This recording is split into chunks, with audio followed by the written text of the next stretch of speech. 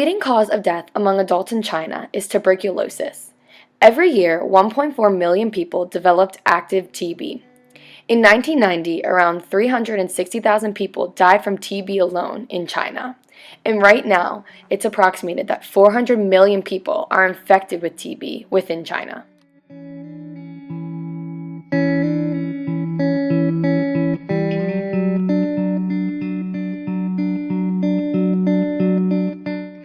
Throughout China, it's the poorest provinces that are affected the most.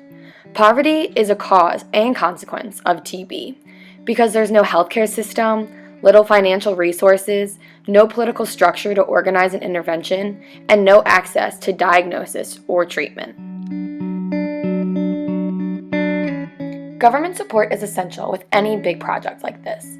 Governmental involvement was necessary to keep the National Tuberculosis Project Office and a tuberculosis control center open within China. Project leaders at every level of the government for supervision is essential for the success of this program.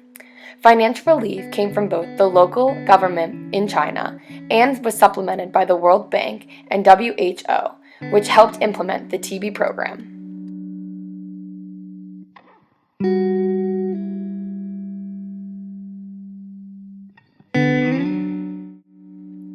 The leading cause of death among adults in China is TB. Each year, 1.4 million people developed active tuberculosis, and Asia accounts for over half of all TB cases.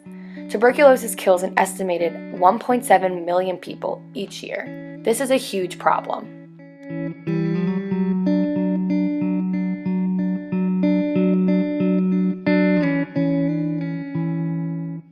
China implemented a 10-year infectious and endemic disease control project to curb its TB epidemic in 13 of 31 of its mainland provinces.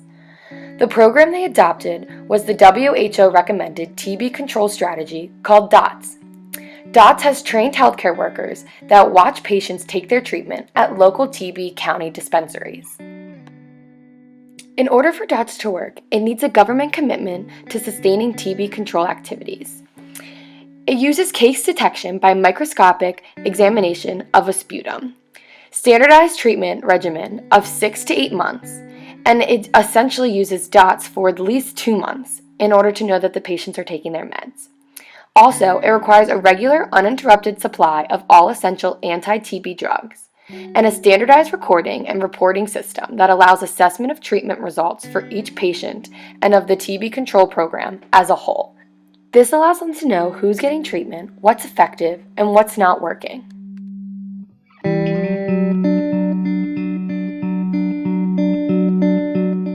China first implemented a TB program in 1981, but it was not successful at all because it didn't have the finances in order to do it. Also, the poorest provinces don't have any health care, so it's really hard to implement the program because they'd have to be paying for the meds out of pocket. And lastly, treatments were just too expensive. People abandoned the regimens, deficiencies in laboratory equipment, and in case evaluation. They couldn't keep track of who were getting the meds, when they were getting it, and how long they've taken them for. In order for this program to work within China, they know that they needed to have financial support and help. The Chinese government, the World Bank, and the WHO provided financial relief for a new TB program. In 1991, when the program was implemented, $58 million were provided for China to implement a 10-year infectious and endemic disease project in 13 of its 31 mainland provinces. IEDC adopted DOTS and chemotherapy treatments, which were talked about earlier. Those with positive testing sputum, which indicates transmittable TB, were the targets of the observed treatment because they were the ones that received it. What was really unique about this case is that treatment was free. This is vital to the program. Less than 20% of patients had health insurance, so if it wasn't free, TB couldn't be stopped in China.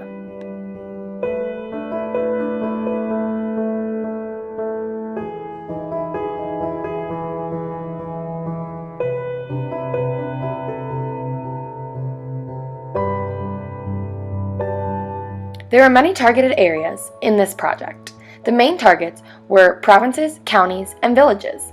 They implemented an incentive for village doctors and those people with some medical training in order to diagnose TB and then give treatments to the patients if needed. They gave $1 for each patient enrolled in the treatment program, $2 for each smear done at 2 months, and $4 for each patient who completed their treatment. They have the least amount of resources to curb TB in these problem areas, so it's vital that these doctors are incentivized in order to stay on top of their patients.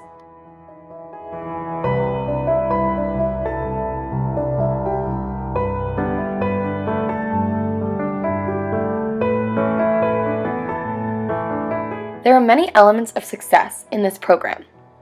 Having village doctors be able to help with diagnosis and treatment was super helpful in getting TB to decline over the past couple of years. Also, getting financial support from the WHO and World Bank, and also having China's government commit to having TB control was another success. Also, there was a ton of detection through testing. Without this testing, people could have been living with TB, spreading it, and eventually leading to their death. In addition, DOTS treatment was very cost-effective and maintained a regular supply of drugs to people who needed it. And lastly, the record keeping was superb. They were able to detect who had it, when they were getting their treatment, when they weren't getting their treatment, and when they were finally TB-free.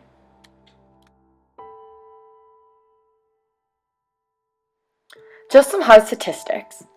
The cure rate was 95% for new TB cases within this program.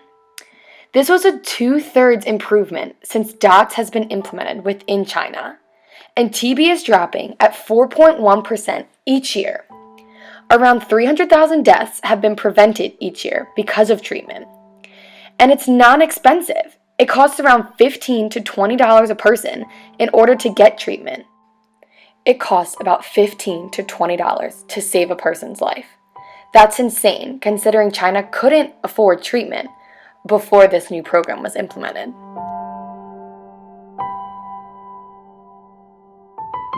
Although there is so much positivity coming out of this new implementation of a TB program within China, there are still many future challenges that China faces.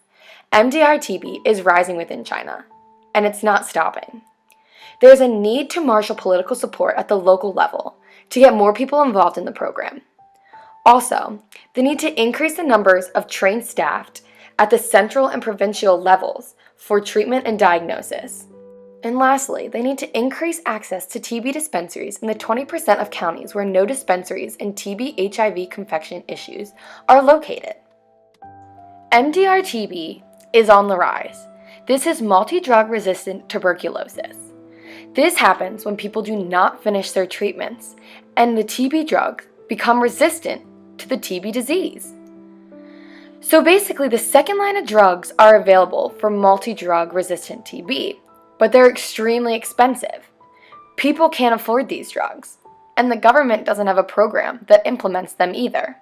This is a huge problem because more than 400,000 people globally get MDR-TB each year, and the main hotspots are within China. China's government is currently working on a new program in order to develop drugs that are cost-friendly for people with MDR-TB, but this process still has a long way to go. TB still remains a deadly threat in China. More than 300 million people are infected, and 10% of them will develop TB. The government in China now faces a different challenge. They need to figure out how to maintain high cure rates in the areas where the DOTS program was already implemented, and then spread the DOTS program to the rest of China's population and provinces who did not first get the treatment. This could be very difficult because you might be spreading the expansion too thin and not having enough people in order to diagnose and give treatments. Overall, more than 1.5 million patients have been treated. Approximately 30,000 TB deaths have been prevented each year. And DOTS is now available to 96% of the population, with a 94% treatment success rate.